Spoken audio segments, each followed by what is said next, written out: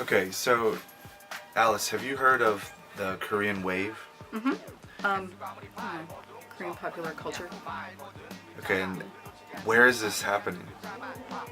Well, I would assume all over Asia, but it's coming to America pretty strongly.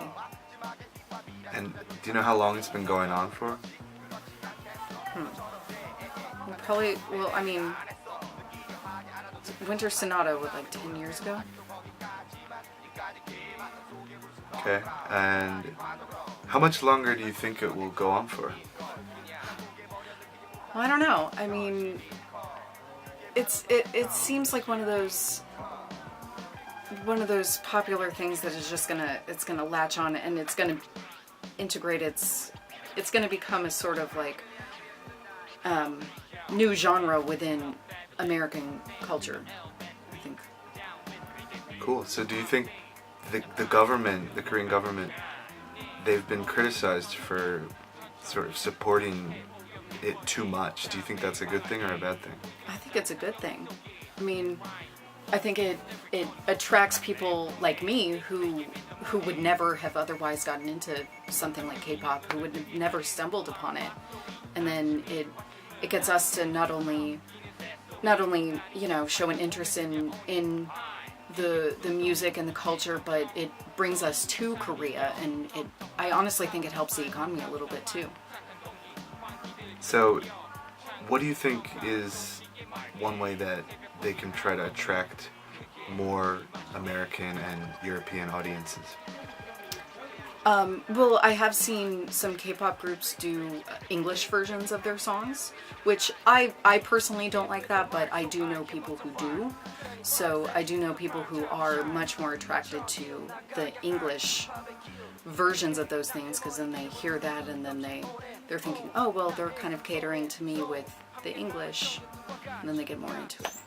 So who are some of the hot bands, the hot groups that are...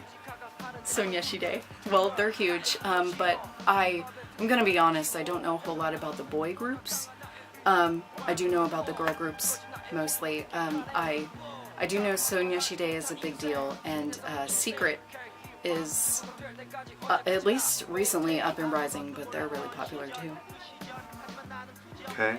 And learning about Korean culture and the Korean language was all started from you becoming interested in K-pop? Mm-hmm.